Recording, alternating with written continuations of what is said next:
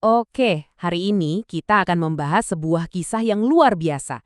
Kisah tentang bangkit dari abu, sosok legendaris yang mengubah tragedi menjadi salah satu imperium bisnis terbesar dalam sejarah Indonesia. Siapa dia? Dialah Michael Bambang Hartono. Belum lama ini, tepatnya pada 19 Maret, dunia usaha Indonesia berduka. Kita kehilangan seorang raksasa. Kepergian Michael Bambang Hartono ini seolah menandai akhir dari sebuah era. Tapi justru dari sinilah kisah legendanya menjadi abadi. Dan kutipan ini rasanya pas banget untuk merangkum segalanya. Kita ini nggak sedang membicarakan sekedar pengusaha sukses, tapi seorang pembangun bangsa. Nah sekarang, yuk kita selami bareng-bareng kehidupan luar biasa dari sang patriot ini. Setiap legenda itu kan punya titik awal yang menentukan. Bagi Hartono bersaudara, titik itu adalah sebuah tragedi yang, ya ampun, benar-benar menghanguskan segalanya.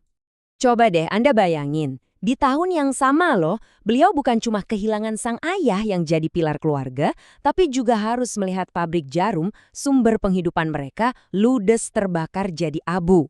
Di saat yang penuh keputusasaan itu kan, pilihannya cuma ada dua di hadapannya, menyerah atau memulai lagi dari nol. Dan pilihan yang beliau ambil bersama saudaranya, Robert Budi Hartono, itu bukan sekedar untuk membangun kembali bisnis keluarga. Bukan, itu adalah sebuah pilihan untuk menulis ulang peta bisnis di Indonesia. Mereka ini nggak puas cuma dengan menambal yang rusak. Mereka membawa manajemen dan teknologi produksi modern, berani banget meluncurkan produk-produk baru. Nah, inilah titik balik di mana Jarum bertransformasi dari bisnis keluarga lokal menjadi raksasa industri nasional. Lalu, apa artinya angka 19% ini? Gini deh, ini berarti di tengah pasar kretek yang kompetitif banget, satu dari setiap 5 batang rokok yang dihisap di Indonesia itu berasal dari Jarum. Luar biasa kan? Inilah rapor cemerlang pertama yang mereka persembahkan setelah bangkit dari tragedi. Tapi ambisi mereka jauh melampaui tembakau. Lihat aja daftar ini, dari alat elektronik Polytron yang mungkin ada di rumah kita, sampai perkebunan kelapa sawit yang luas, pabrik kertas, bahkan sampai Grand Indonesia yang jadi ikon Jakarta. Strategi mereka jelas banget. Jangan pernah meletakkan semua telur dalam satu keranjang. Dan di antara semua langkah ekspansi mereka, yang satu ini adalah permata di mahkotanya.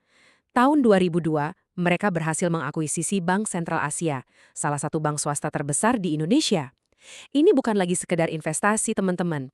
Ini adalah sebuah deklarasi bahwa Hartono bersaudara telah resmi menjadi kekuatan utama di dunia finansial Indonesia. Tapi, apa benar kehidupan seorang pemimpin imperium bisnis itu cuma seputar angka dan rapat yang dingin?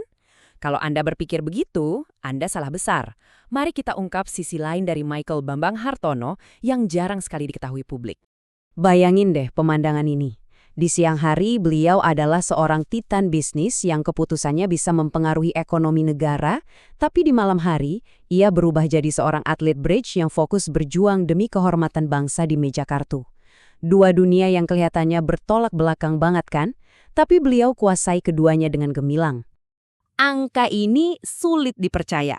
78. Ini bukan peringkat kekayaannya loh ya. Ini adalah usia Michael Bambang Hartono saat ia mewakili Indonesia dan berhasil memenangkan medali perunggu di Asian Games 2018. Beliau ini benar-benar membuktikan bahwa semangat dan mimpi itu tidak pernah mengenal batasan usia. Setelah melewati perjalanan yang begitu luar biasa ini, kita sampai pada pertanyaan, warisan apa sih yang sebenarnya ditinggalkan oleh sang legenda? Tentu, yang pertama adalah deretan angka yang, mencengangkan. 297,41 triliun rupiah. Angka ini mungkin hanya sebuah konsep ya bagi banyak dari kita, saking besarnya. Tapi ini merepresentasikan sebuah imperium raksasa yang mencakup puluhan industri dan mempengaruhi jutaan lapangan kerja. Inilah dinasti bisnis yang ia bangun dengan keringat seumur hidupnya. Namun saat kita melihat kembali perjalanan hidupnya, dari puing-puing pabrik hingga podium Asian Games, pertanyaan ini mungkin jadi jauh lebih penting untuk kita renungkan. Apakah nilai sejati seseorang itu diukur dari harta yang ia kumpulkan, atau dari dampak yang ia tinggalkan untuk bangsa dan generasi setelahnya? Nah, jawaban dari pertanyaan itu mungkin ada di dalam hati kita masing-masing.